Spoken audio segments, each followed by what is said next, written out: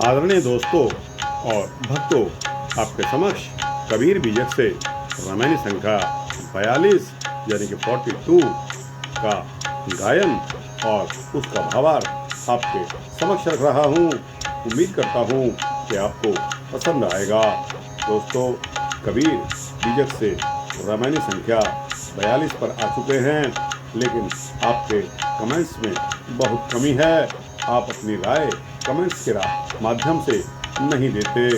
दोस्तों, इस बात को लेकर मेरे मन में शायद इस बात का विचार आ रहा है कि आपको मेरे यह वृत्तांत पसंद नहीं आते। दोस्तों, एक बार फिर आपको याद दिलाऊंगा कि कमेंट सेक्शन में जाकर वृत्तांत के संबंधित जो भी आपकी राय हो वो अवश्य दिया कीजिए।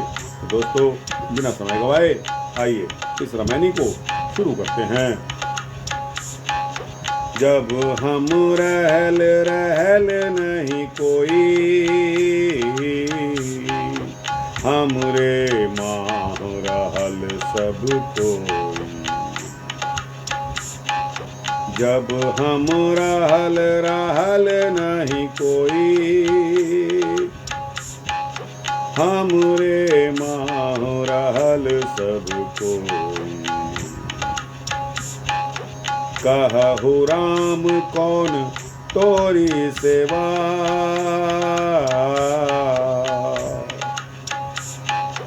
कहु राम कौन तोरी सेवा। सो समुझाए कहु मोहि देवा, सो समुझाए कहु मोहि देवा। फुर फुर कहूँ मारू सब कोई, फुर फुर कहूँ मारू सब कोई। झूठे ही झूठा संगति होई, झूठे ही झूठा संगति होई।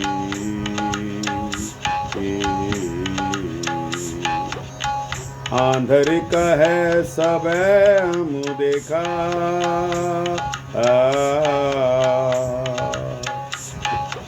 आंधर कहे सबे हम देखा। तह डिठियार बैठे मुख देखा, तह डिठियार बैठे मुख देखा। यह विधि कहूँ मान जो कोई, यह विधि कहूँ मान जो कोई। जस मुख तस जो हृदया हो, जस मुख तस जो हृदया हो। कहीं कबीर हंस मुस्काए,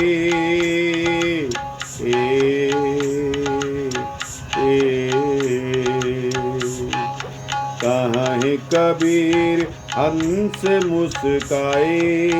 हमरे कहल दुष्ट बहु भाई, हमरे कहल दुष्ट बहु भाई। जब हम रहल रहल नहीं कोई,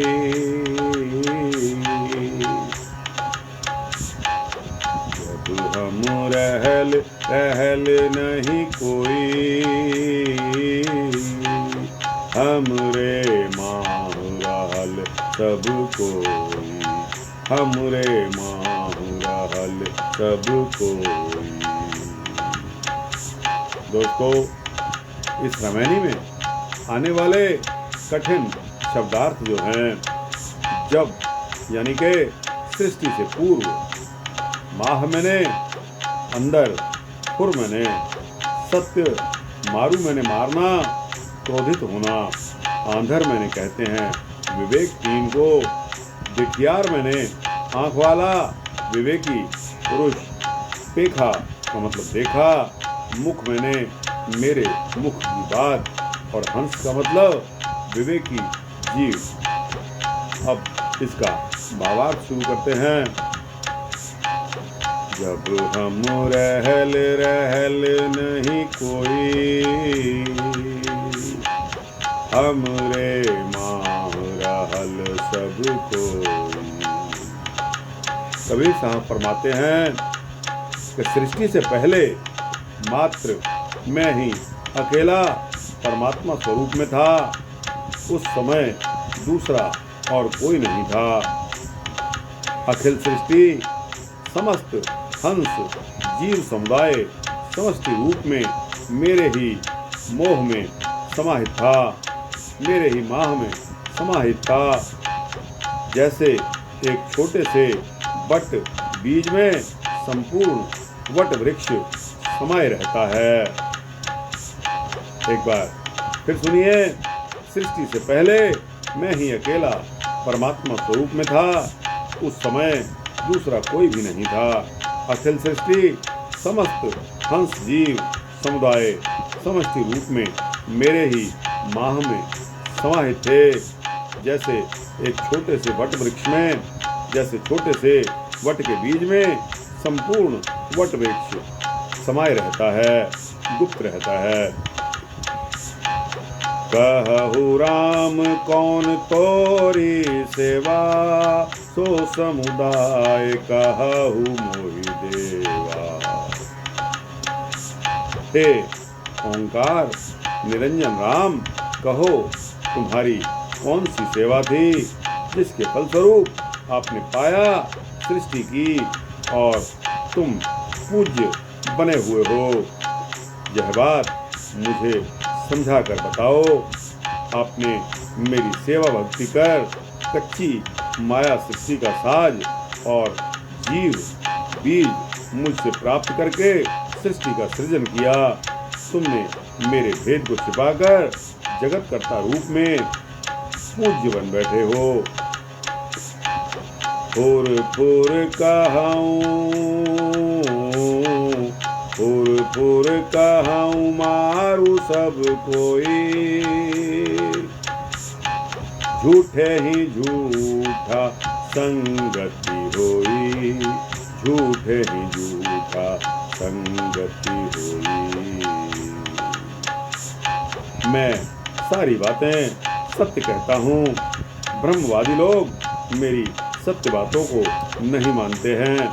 उल्टे वे क्रोधित होकर मारने को तैयार हो जाते हैं। उनकी संगति मिथ्यावादियों की संगति है। आंधर कहे सब हम देखा, आंधर कहे सब हम देखा, तह दिठियार बैठी मुख देखा, तह दिठियार बैठी मुख देखा। अंधे लोग कहते हैं कि हमने सब देख लिया है। वहाँ आंख वाले ज्ञानी लोग बैठे उनका मुंह देखते रह जाते हैं। सज्ञानी लोग विवेकहीन लोगों के समक्ष चुप हो जाते हैं, उनसे वाद विवाद नहीं करते। यह विधि कहूँ माने जो कोई,